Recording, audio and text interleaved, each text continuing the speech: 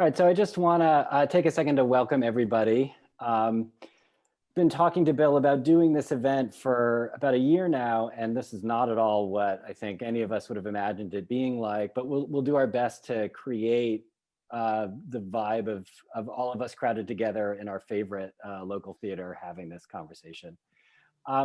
Some of the folks here are actually connected to UMass Homecoming.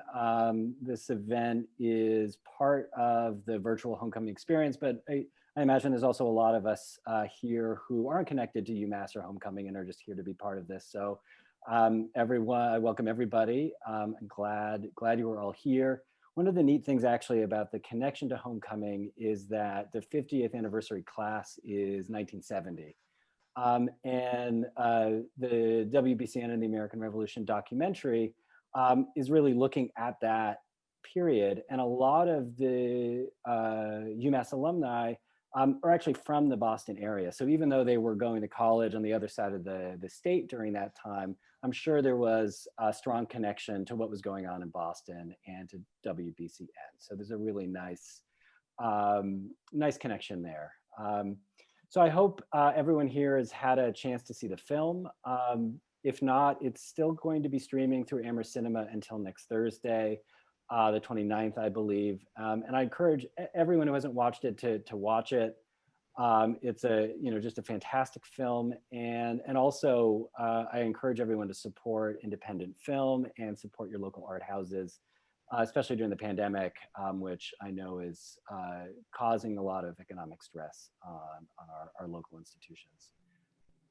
So I'd like to welcome our panelists, Bill Lichtenstein, Norm Weiner, and Tommy Hadges.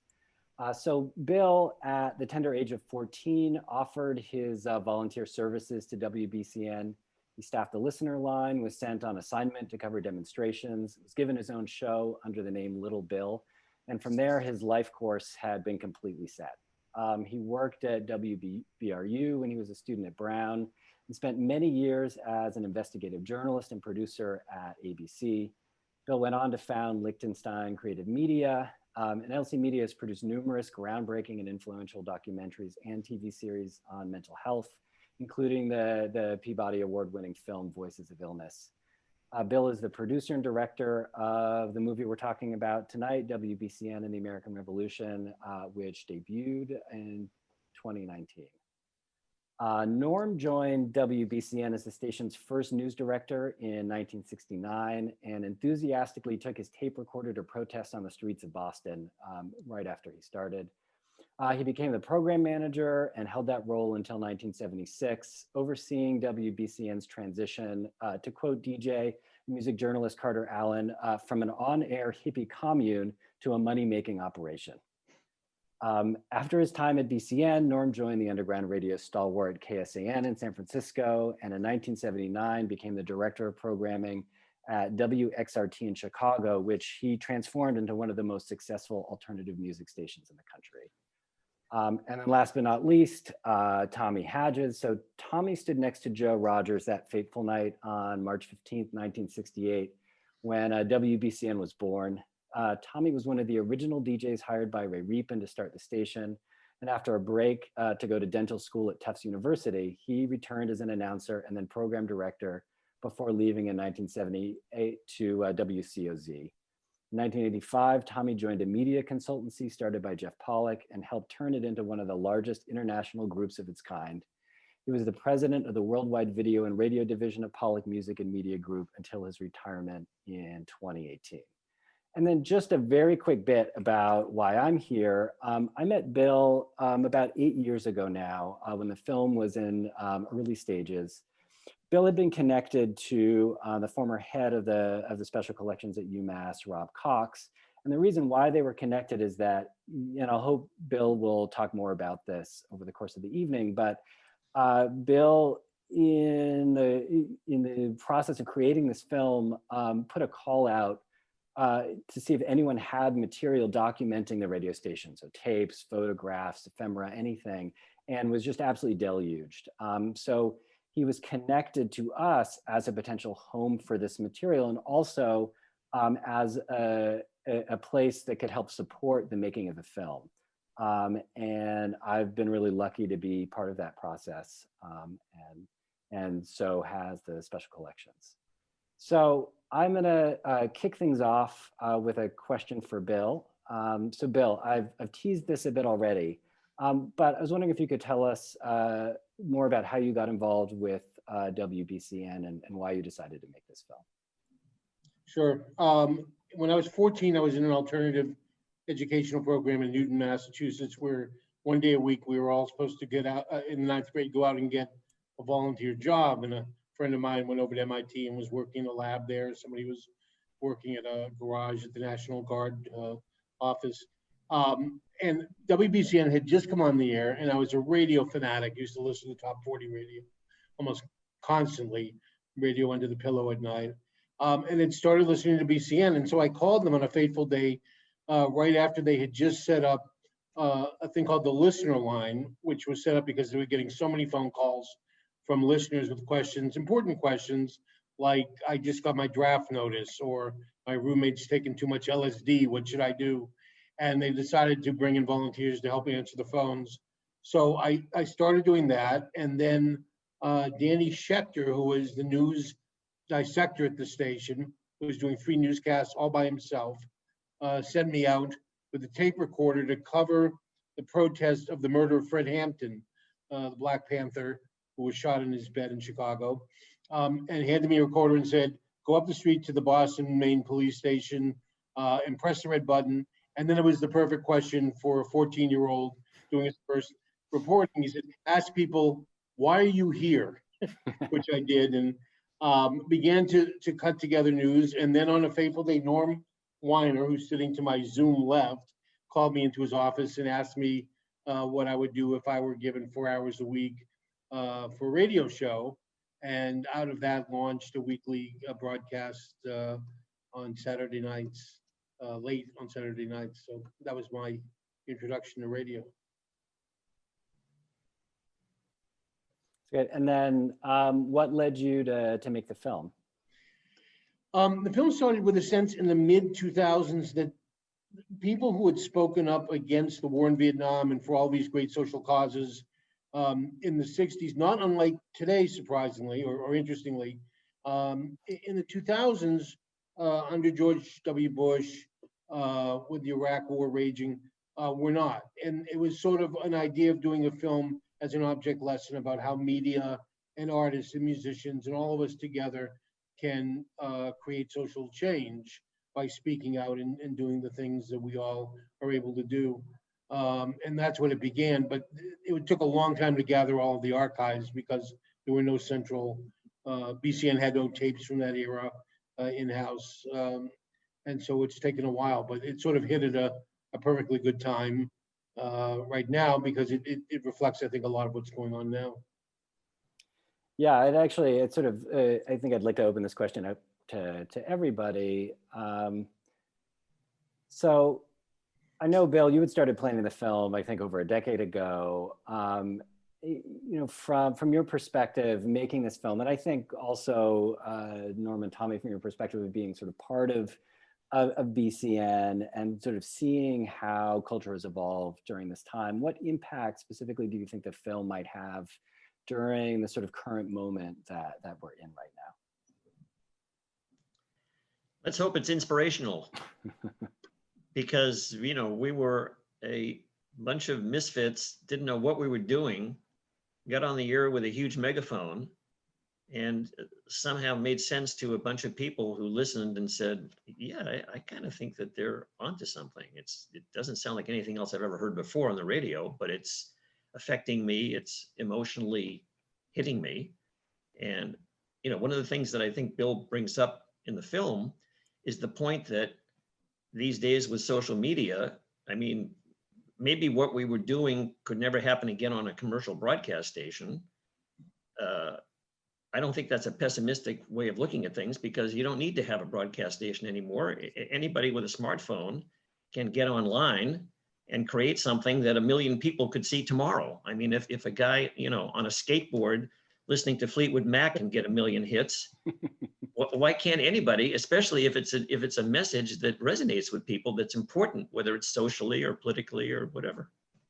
I think one thing, Aaron, that made what we did possible, even though it wasn't something we even planned to do consciously in the very beginning, was we represented a community. We were part of a community. There was a modesty that was almost a prerequisite for working there. You know, some of the few criticisms we imparted to each other when we were still sort of a semi-commune, didn't have a real program director in the beginning, was that too much ego, man. You're ego tripping. You know, we had to really be selfless and self-deprecating, having self-deprecating senses of humor, I think worked out perfectly. But really, we found ourselves in the midst of this social and political and cultural upheaval. You know, who knew?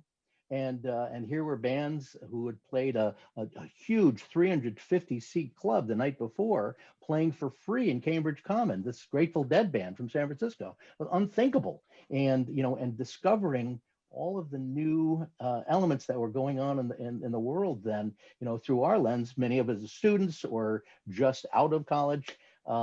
We had the same records that everybody else had, but this many records, maybe 18 inches, 2 feet of records on our respective shelves, generally held up by cinder blocks. And because that was, you know, it looked better. There was no IKEA then. And, you know, and we played the music on the station that was the music that people were listening to. And that was sort of the identifier. That was sort of the glue in a way that brought the people who shared our political views or cultural views and you know, together. That was the thing we shared, and that's what led to everything else, because we read the same books, we read the same newspapers, and then everyone listened to the same radio station. If I can just add one thing to what Norm said, it's important to remember, because this is historic information that people who aren't as old as we are will not have any idea of, but it wasn't easy to listen to WBCN. We were on an FM band. And nobody had FM radios. You had to convince people to go out and spend money either on something that you'd put into your car so that you could hear it on your AM radio, or actually buy a standalone FM radio, because FM at that point was basically just either classical music, or it was doing, you know, simulcasting of a station that was already on the air on the AM band, which was the only band that most people listened to the radio on. So it took a certain amount of engagement to be part of the community. The community that we were part of required you to actually kind of, it wasn't like subscribing, but it was like making an effort to put up an antenna on your roof, which a lot of people did. And I don't think anyone can even relate to that anymore because of the streaming world that makes everything instantly available everywhere. Except ironically, of course, Tom, it is hard to find an FM radio now, again. Yes. After 50 years, it's come full circle, right?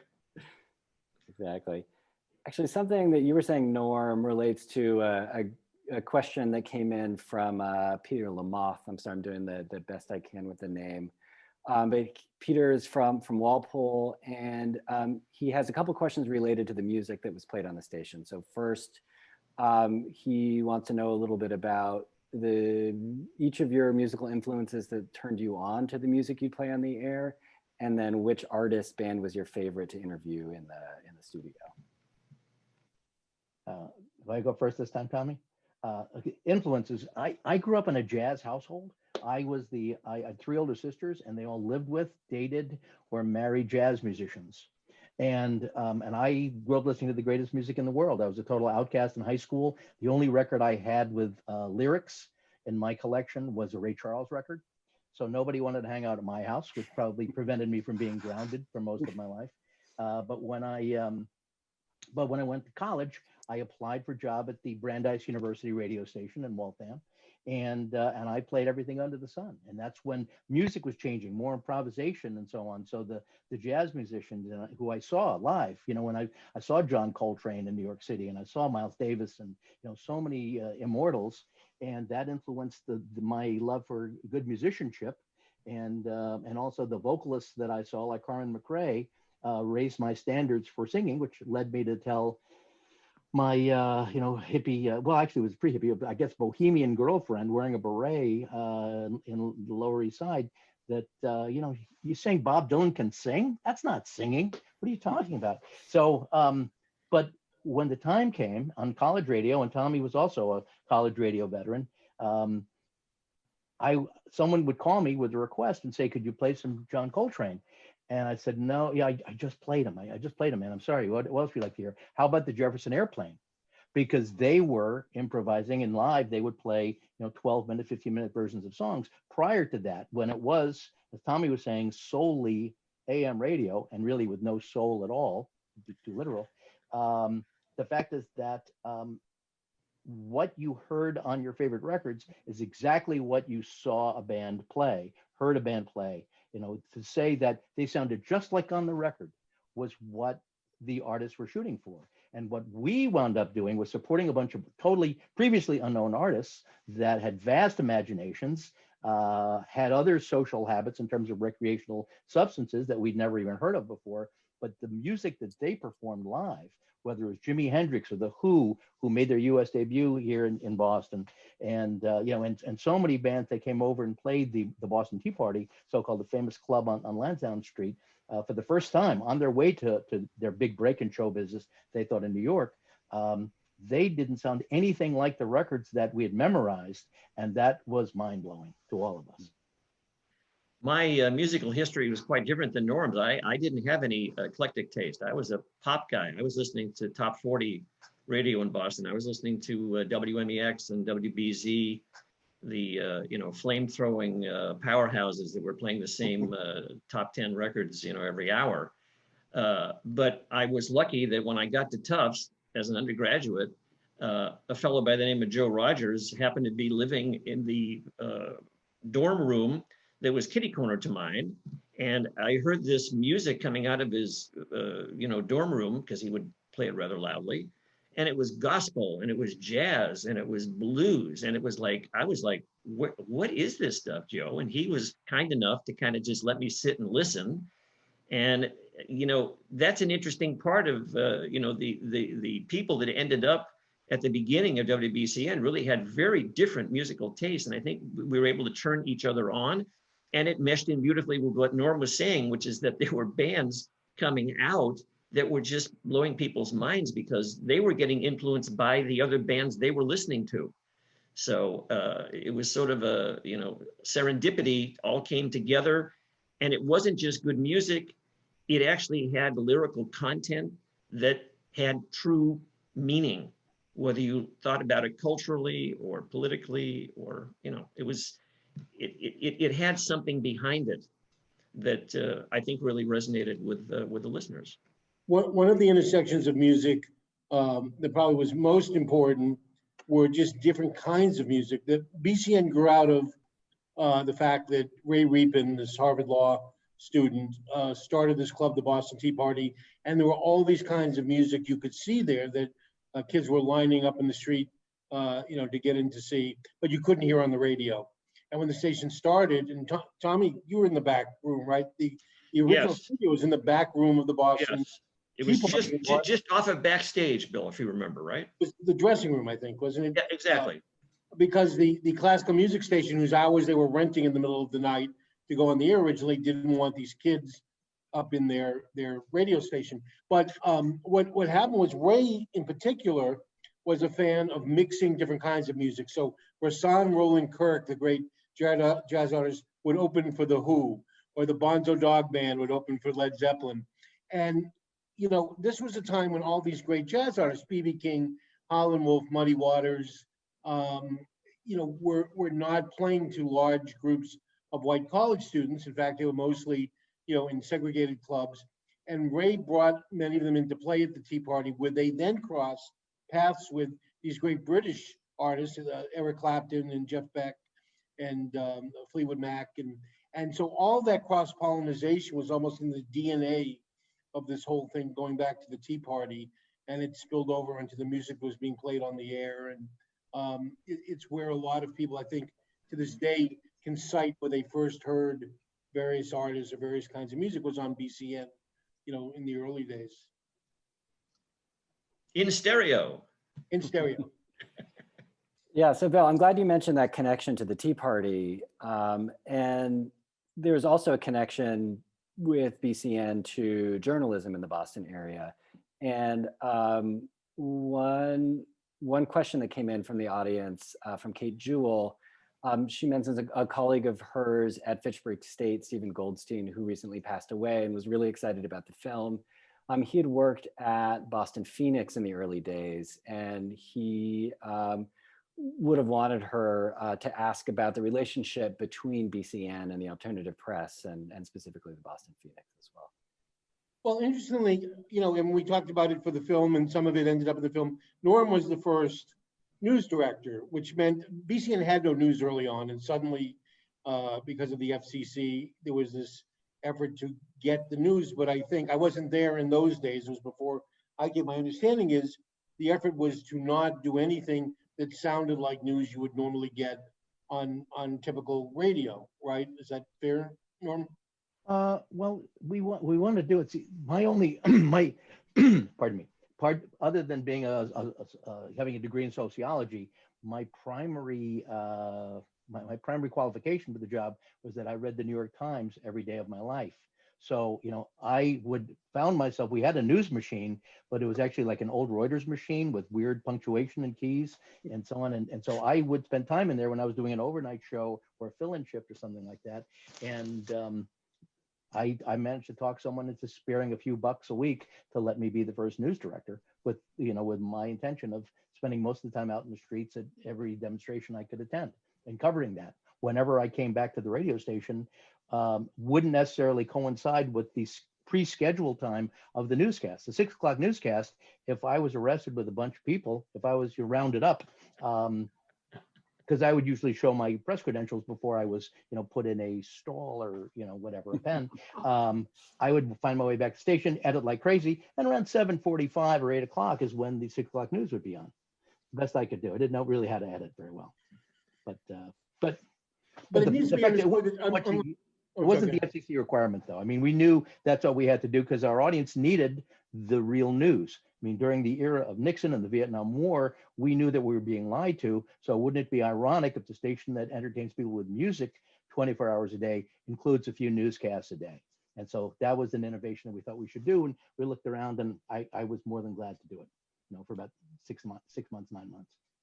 And unlike today, that was very hard to find out. If there was a demonstration, people arrested, windows broken, and it wasn't like now you can go on Twitter and Facebook, get 18,000 different perspectives. It would often be maybe 20 seconds on the evening news on Channel 4 here in Boston, and the Globe might or might not mention it, but no clue as to what the demonstration was about, what went on, why these, so BCN really filled for a town, and this is another important piece, a town of 300,000-400,000 college students and 70, 80 colleges.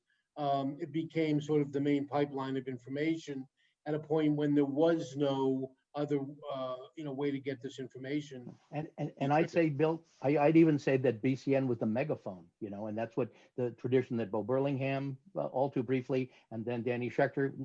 Spoiler alert, I don't want to ruin that part of the movie, but that Danny Schechter, of course, picked up and ran with for years. But not only was it advising people of what was scheduled to happen and giving a perspective of things that had taken place, but it was also being accurate in our reportage of, the media, the Boston Globe would say there were 350 people at a rally and there were 10,000. And all the straight press did that, and the New York Times would fit in that category as well, by the way. But nobody really documented the events that were going on in real terms at that point. Danny, in particular, was fearless when it came to his interview technique. In other words, he would just challenge whoever he was talking to.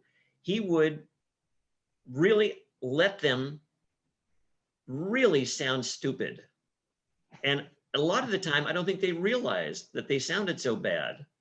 But it was just his style. He had an amazing way of getting to the heart of an issue and, presenting it to someone with a view that everyone might look at and sort of cringe at, and get them to actually admit that that's the way they felt. I didn't know really how he did it, but it was amazing to watch him do it and to listen to it on the air.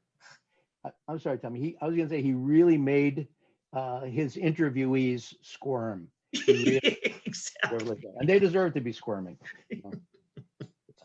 It sounds like the template that Jon Stewart in The Daily Show follows for the most part. Yes, absolutely. Or 60 Minutes, really. I mean, getting down to the level of just, addressing the things. And I forget if it was Bill or Norm brought up the point that, 50 years ago, there were like there were 4 TV stations, and the national news in Boston was basically one of those 4 sources, and they weren't very different from one another. We had the Herald and the Globe, but they weren't that different from one another. What Danny was presenting in the news was stuff that you didn't see or hear about anywhere else. And he had the advantage of having people like Noam Chomsky and Howard Zinn and so many people in town. Chomsky was a big proponent, obviously, of the language itself was misinforming people. And so in an undeclared war between the US and Vietnam, the fact that all of the major press would echo the government phrase, the enemy, when they would talk about the North Vietnamese, how many enemy soldiers killed. And Chomsky would say, look, they're not whose enemy? They're not our enemy. And so BCN would never refer to the North Vietnamese soldiers as the enemy. Things like that.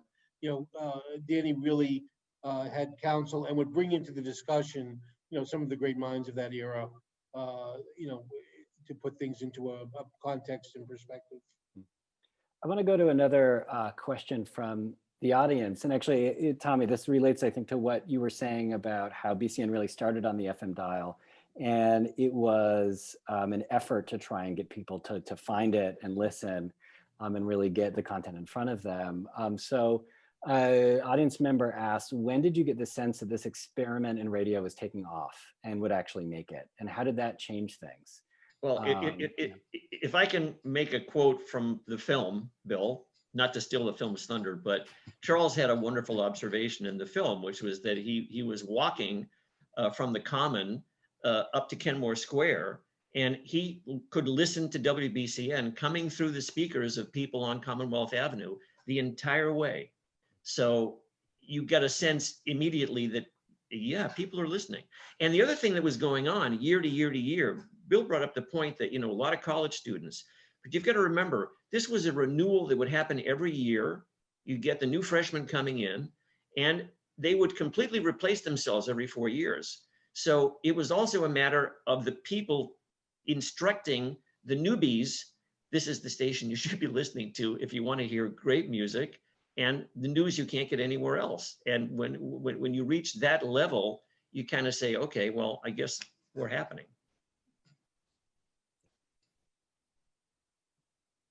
So you mentioned Charles Laquadera. So here we go. Robert Wicks asks, was Charles Laquadera anything like his on-air persona? Can I answer? Sure. Please. 100%.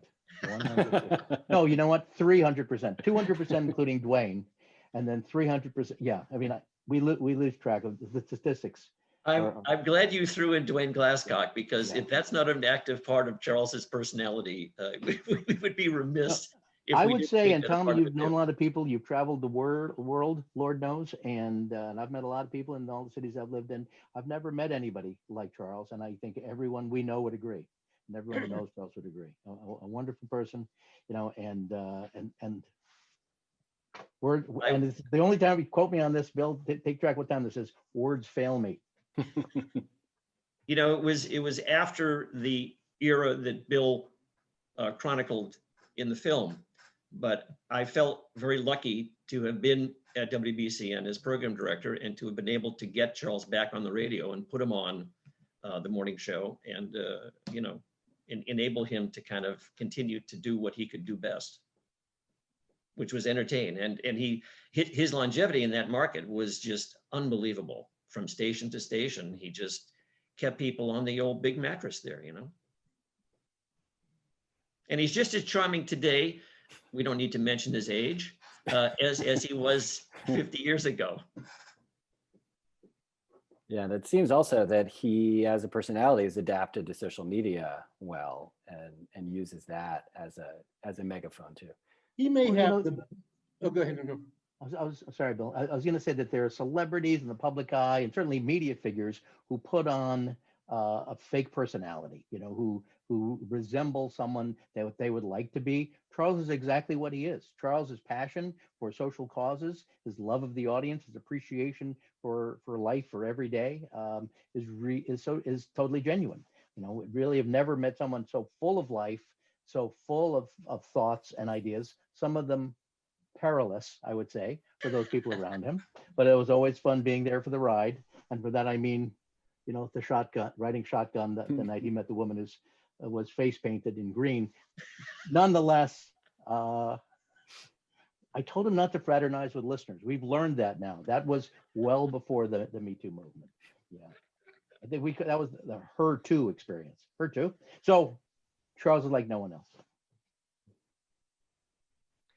So a question from Peter Dickow. This is more about the practical, I guess, aspect of working at WBCN. So Peter asked, WBCN had incredible segways. Were they improvised, live, or practiced? How did those come together? I think people who wanted to be on the radio spent a lot of time practicing segues or coming up with segues, or I found this, but I think for the most part, and tell me if, you all have more lengthier and more general experience with this, is they were just in the moment. It was like, this song makes me think of, or it would be a perfect, and if you nailed it, you might make a note of it to do it again sometime. But it wasn't like, a kind of coming in with a list of songs that, and just for people to be clear, because it's sort of almost a lost art, songs on BCN, one would follow another, and you would play 5 or 6, a set of songs, and that they would connect usually in some way that might be obvious. They might all be train songs, or they might be subtle. They were all on albums produced by Al Cooper, and you would, part of the fun was trying to figure out what the connection was. But I think a lot of it was just on the fly, I think, right? People just having a great inspiration. I certainly agree that it was pretty spontaneous. I think that you'd start a set with some sort of a preconceived notion as to where you were going with it, but the individual choice of the next song was very, very much spur of the moment. You'd be running back into the studio trying to find an album, and then trying to find the cut. And you got to remember,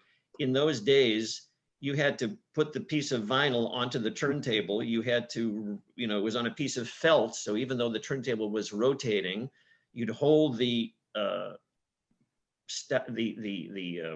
record itself still, and then you'd kind of move it back and forth to figure out exactly where it was going to start and where you wanted to do it. And then you just sort of let your finger go, and that would be the segue. And a lot of that stuff was completely spontaneous. Would you agree, Norm? I don't think we really wrote down in advance what we were going to do song to song. No, absolutely not. And it really, to give it a little perspective, and Tommy and I could share this with you viewers, is that radio for most of the last 40 years, I guess 40 or almost 50 years, has been absolutely non-spontaneous, absolutely pre-planned, pre-scheduled, whether with computers, based on research, or whatever, based on, relatively limited and conservative and, business-oriented decision-making. And so the kind of spontaneity and individual creativity that was the hallmark of BCN was different than you'd find anywhere that has existed in decades. And part of it is that although we shared the same MO in many ways, the same philosophies in terms of programming and in every respect, the way that people express themselves, just as though if you had a poetry convention, everyone would express themselves in unique ways, and the songs they chose, and whether they decided to play songs, weave songs together in an audio mosaic that would, or tapestry that would, seamlessly fit together, or whether you want to, follow up a Joni Mitchell song with a Sun Ra saxophone solo or something. He didn't play saxophone, but I'm saying a saxophonist in his band. Those were the types of things we can do. And whether it was for pure pitch, for the musical aspect of how these songs fit together, or as Tommy and Bill were saying, a lyrical or thematic connection they had.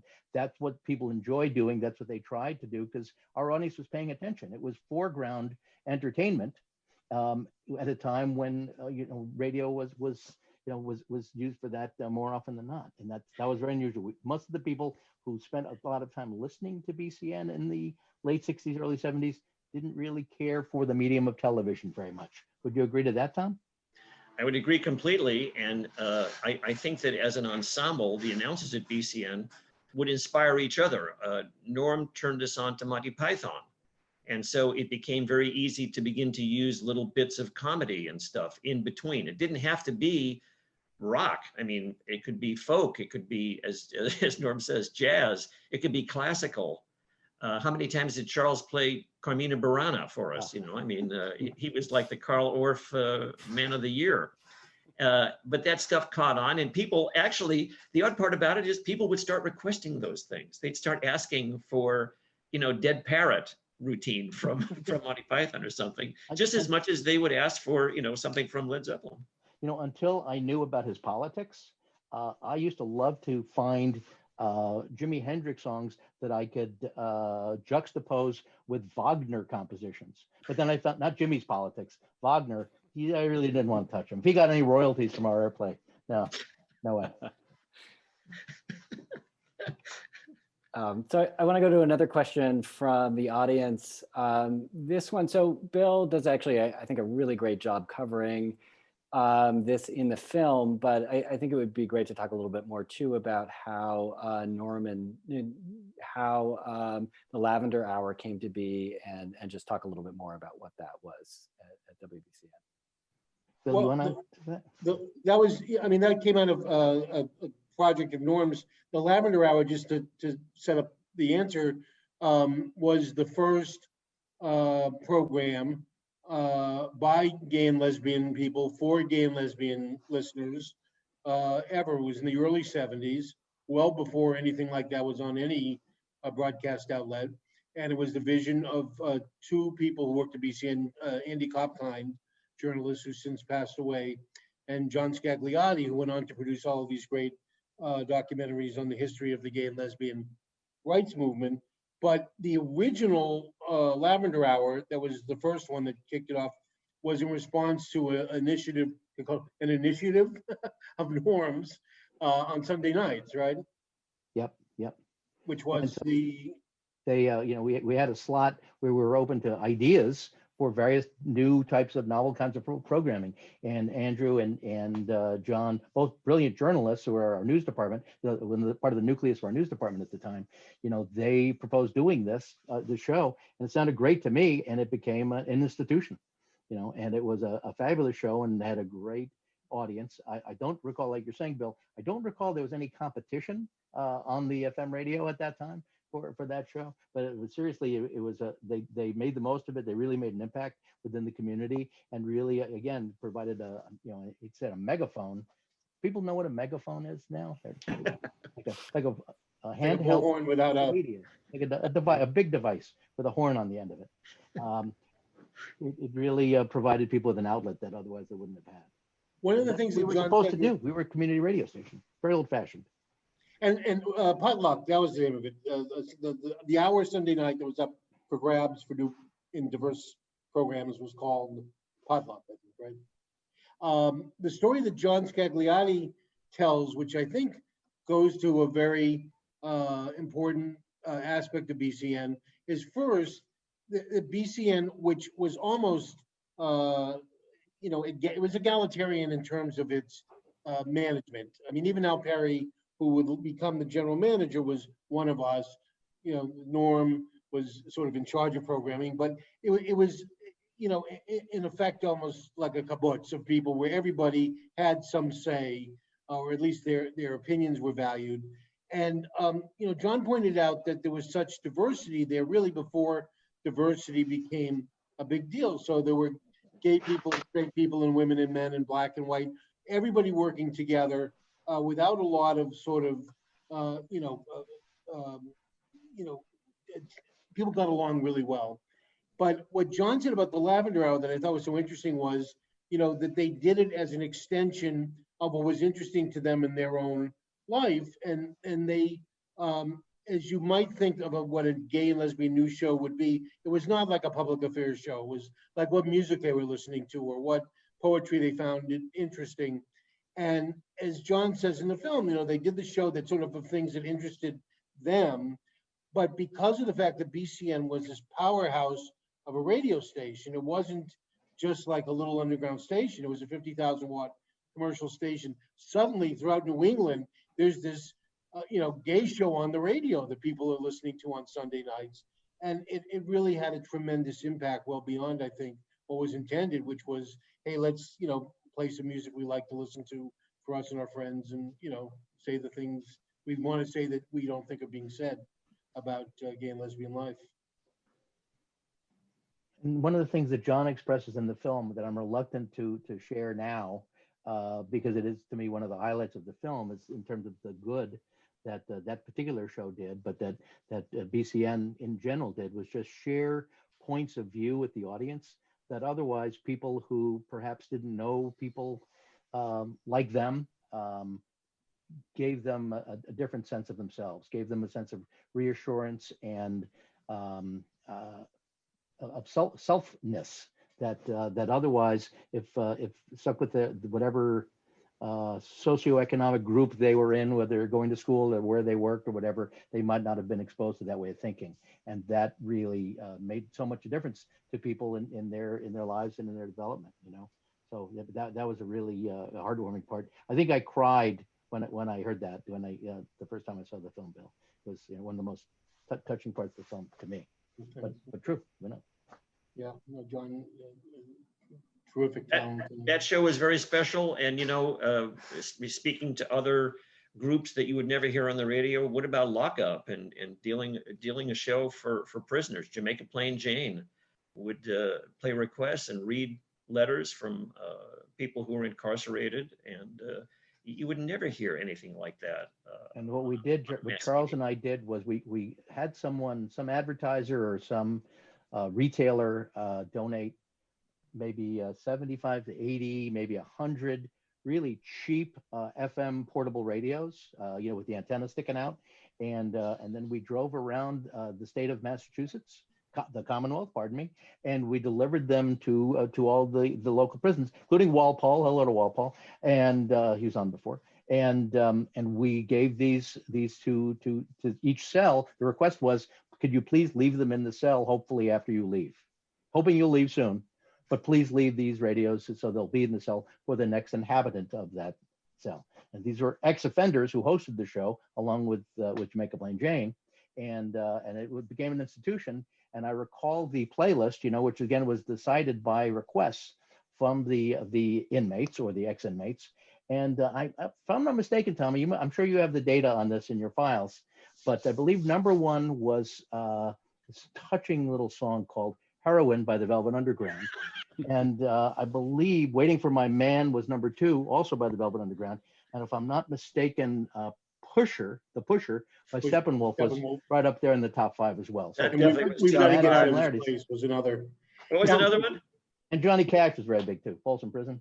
Yeah. Oh yeah, definitely Folsom Prison Blues for sure. But it was really, again, a 5-hour show every Saturday night for several years, and it got tremendous support and a great listenership. It really meant something to them. To me, the worst thing about a media outlet, and I'm sorry I didn't share this with you, Bill, when we filmed my interview, but to me, the worst thing about a media outlet is if your listeners, your viewers, your users take you for granted. And the thing about XRT, the thing about WBCN, the thing about WBCN is that it was foreground entertainment, as I said before, but people never overlooked the fact that they were listening to WBCN, and it was appointment listening. There was no time shifting as there is now with subscriptions to electronic and streaming media. You had to listen to that show when it was on, or you missed it. I think that's because we were serving a purpose.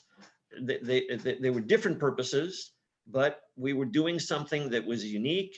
It was compelling, and it really resonated with people, and they reacted to it so beautifully. I mean, the feedback from listeners was always fantastic. And it gave voice to people who didn't have a voice, which in a way is what radio was intended to be from the beginning. Interestingly, and it goes to sort of the difficulties in making the film that we overcame. We searched and searched and could not find a moment of tape of lockup. And we actually cut a section together where everybody explained what it was and Marcia explained what she would say. And without actually hearing it, it didn't hold together. We're doing a book, though, I will say, coming out next fall for MIT Press on the film with about 200 photographs and stuff. And we're including stuff we couldn't get into the film. We're including it in there, but the tapes, weren't able to find it. But the Lockup was an amazing show. And what we did find, and we tried to figure out a way to use it, was we had gone out. I wasn't there, but there was a softball game at Walpole Prison, which is one of the maximum security prisons, where the Chambers brothers played. And it was a very, interestingly, I think in those days, large numbers of people who were locked up were there for political reasons, for drugs in well over what they should have been there for, some marijuana maybe. And so there really was a political concern about people, who were locked up in jail in those days and what they would do when they came out. And it wasn't just serious issues. I remember that the dog and cat report was something that found homes for poor animals that needed a loving home, or finding ride shares. I mean, these were things that were literally broadcast on the air, in between the records. So it was amazing stuff. Another question from the audience that I want to share with the panel from Pamela Alessandrelli, who I believe was the secretary at BCN 1970, 1972. Hi, Pam. And so much more, and so much more. So she asks, and this is actually a great question because we were just talking about this before we started. If any of you have seen the new Netflix movie Trial of the Chicago 7, what did you think? Who did the reporting of that trial on WBCN? And do you think there'll be an impact on bringing people to the WBCN and the American Revolution film?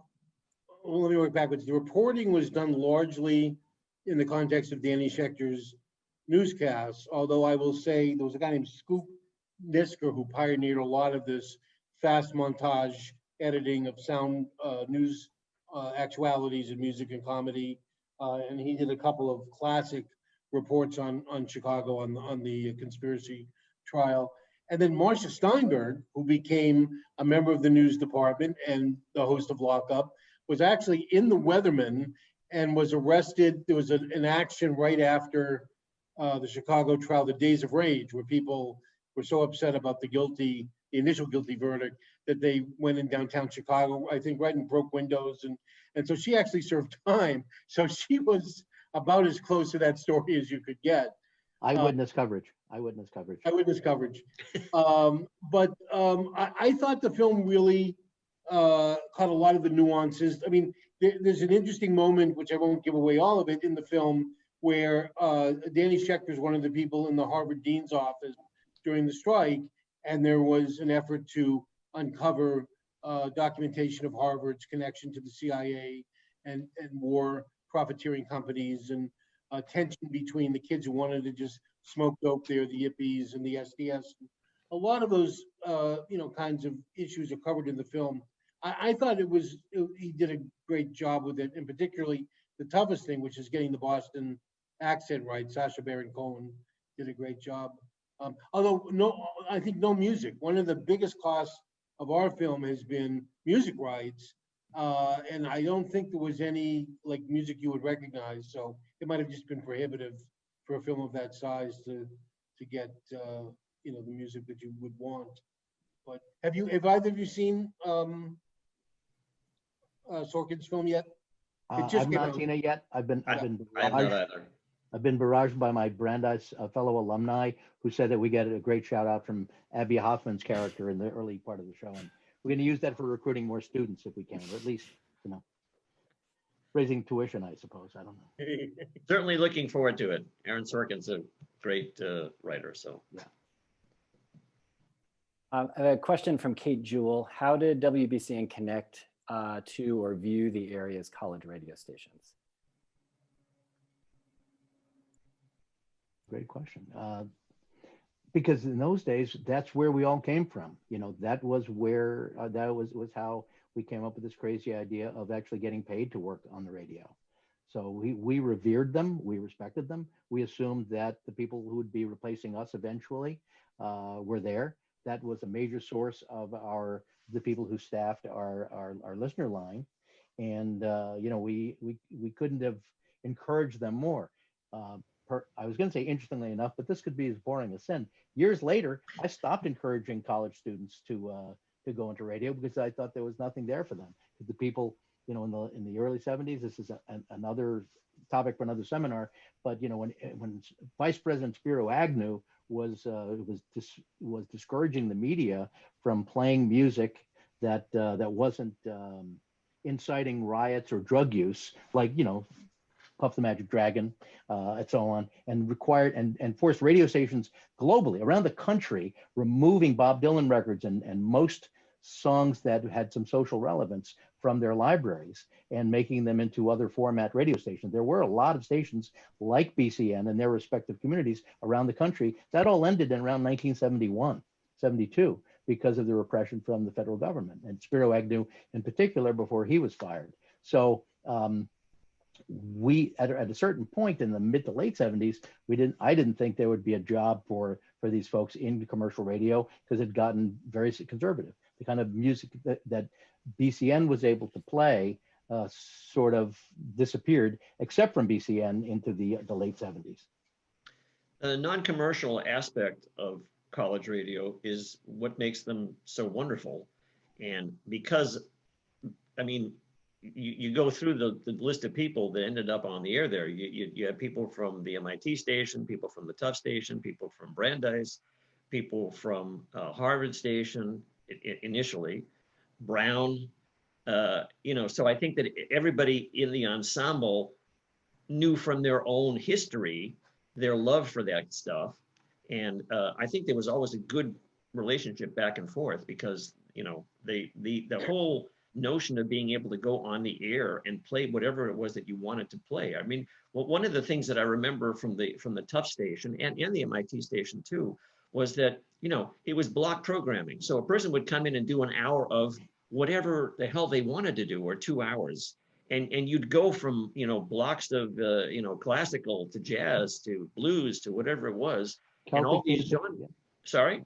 Celtic music, yeah, whatever. Celtic music, exactly. So that sort of eclecticism was great because it also, as we were saying before, sort of turned people on to other stuff, and it affected their knowledge of music and their appreciation of music, in a way that has real impact. Because music, let's face it, is an emotional reality. For all the facts and figures behind what makes a song work or not work, if there is an emotion for it, people don't remember it. It's in the memory as something that's associated with something else that they've done, or an event, or something that's really important to them. And the ability for BCN to tie that in thematic sets that said different things to different people, but was given out with the intent of making an impression on the listener, whatever it may have been, mundane or, wonderful, or inspirational, I should say, is something that, it still can exist on non-coms, but I don't think there's anything like it in commercial radio now. Maybe there is, but I don't know of any, at least in the US. Another question from the audience. This is also something, Bill, I think you did a really interesting job discussing on the film, but Kathleen Nutter is wondering what you might all say about the role of women at WBCN over the years. And she says, just FYI, I started listening to BCN in 1970 in New Hampshire, even before I moved to Boston in 73. So good, nice example of how far the reach of the radio station was. She must have had a big roof antenna. Yeah, we get out there at times. WBCN, like radio generally, like broadcasting generally, in 1968, was not particularly welcoming to women. And in a incident and a flurry of activity, which is chronicled in the film, both because of its importance to BCN, but more importantly, as its relevance to how women, were able to pry the door open and become an equal, part of broadcasting, as well as other, parts of that era. Women who were not a part of the original broadcasting team of BCN became such. And it was not without a little foofara, and BCN, to its credit, I think, admitted to the fact that women were not being equally represented, and moved quickly to fix it. And in turn, then I think helped, create a better environment for everyone going forward. And I think, oh, I'm sorry, Bill. No, go ahead. I was going to say that, as far back as, I guess, 69, 68, 69, really after the first year of BCN being on the air, Sam Copper, who was the programming head at the time, Sam hired Debbie Ullman. He hired Maxanne in late in 1970. And Maxanne, just the quality of her work, her presence on the station, was one of the things that gave the station the personality and the reputation that it had. Maxanne had the ears to identify music that no one had ever heard before, and it was significant. It was larger than life. It was, beyond symbolic. It was something that filled arenas as time went on, and Aerosmith, among others, Queen. I mean, that we could go on, and we have in the past, but we're running out of time. So, Maxanne's impression and Maxanne's fan base, and the influence that Maxanne had on the music scene in Boston, both what played in the clubs and what people listened to in their spare time, what they bought in piles of vinyl. That was Maxanne Sartori and nobody else. And some of the women who came after her, similarly had a major role. But women had a tough time of getting their foot in the door, and that's well documented, as I recall, in the film, Bill. And it was one of those issues that once it was pointed out, everybody kind of said, "Oh shit, yeah. I mean, of course we have to do this, though," and it happened. So it wasn't like anyone was really going out of their way to not embrace female talent on the air. But you don't mean that, Tom. I didn't mean that. Perhaps I shouldn't have said it in those terms. Yeah. Sorry. See, this is what I do as program director. I have to correct what people say after they say it. Sort of have to reel it in, from. Sorry, but. You wise guy. I apologize. No, but it is something where, and it was on that level and other levels as well, where once something was brought up, the point was, okay, never again. It was like when it came up that we shouldn't be advertising a sponsor who was responsible for making napalm that ended up, maiming thousands in Vietnam. The association got clearly done, and they were off the air. So it was. We were owned by an individual, or a couple of individuals alternately. We were not run by a giant corporation. So as soon as we realized that we were doing something wrong, or there was something that we should be doing that would have been right or more right, then we did it. And we grew up. I know we look old, at least Tommy and I do. Bill's still a youth. But believe it or not, there were people older than us who were running radio when we got into it, fresh out of college, and they were saying, these were idiots who would say things like, women want to hear a man's voice on the radio. Seriously. That was like the standard broadcast school, approach. Are you kidding me? And we use stronger language in the film, or I do. Do I, Bill, or did I wind up on the cutting room floor? No, it's not offensive in the context, not offensive. No, there were people who did not, even once BCN was called on it and made changes, there were people in broadcasting who maintained that women did not belong on the radio. Their voices were, believe it or not, the argument was their voices are annoying and people don't want to hear women on the radio. And, I just thought it would be critical for young women in particular, many of whom at times will roll their eyes when they hear the word feminists or the feminist struggles of the 60s and 70s. To understand, it wasn't that long ago that the doors were that closed to women, in broadcasting. I had forgotten it, and when finding, what we found for the film, it really documented how sexist things were, and I think everybody gave BCN credit for changing so quickly. And interestingly, the people who sort of protested BCN came to it initially loving BCN, despite the fact that there weren't a lot of women on the air. And it took a particular moment, I think, to sort of push over the edge. But, No, I think one of the things about BCN was that it was a constant, even on the air, people would ask for listeners to let us know what we were doing right, what we could be doing better, and it was taken very seriously. So we're at 8:30. There were lots and lots of great questions, and I couldn't get to all of them. And there were also lots of great anecdotes and people's memories of listening to WBCN. So I'm hoping I'll be able to download the questions and share them with everyone on the panel, so you guys can see. That would be great if you people were could. saying. So I just want to thank everyone for joining us. The questions were fantastic. And I of course want to thank Bill Lichtenstein, Norm Weiner, and Tommy Hadges for joining us, taking an hour out of their Wednesday evening to be part of this discussion. And again, if folks here haven't seen the film, see it at Amherst Cinema this week and next.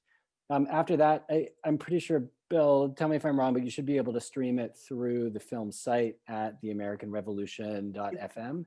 Yeah, it's sharing through us, and we're also sharing it with community radio stations and theaters. And then I just got a call today from a theater that's talking about, once theaters reopen, doing a second bite at the apple to get it into theaters. And then next year, 2021, on WGBH in Boston, public TV stations around the country. So, but if you go to, it's theamericanrevolution.fm, you can sign up for the newsletter and stream it from there. If not, the Amherst, is it cinema or theater? Amherst Cinema. Yeah. Cinema. Yeah. And thanks them, and thanks very much to Aaron and UMass for all of your help on the film, which would not have happened without. So thank you. And for documenting it for the future. Yeah. It's great work, Aaron. Thank you. Thank you. Yeah, we're honored to be a part of this project, and the film is great. Go see it, and thank you everyone for being a part of the conversation tonight. So take care and stay well. Thank you guys. Thank you. Bye-bye.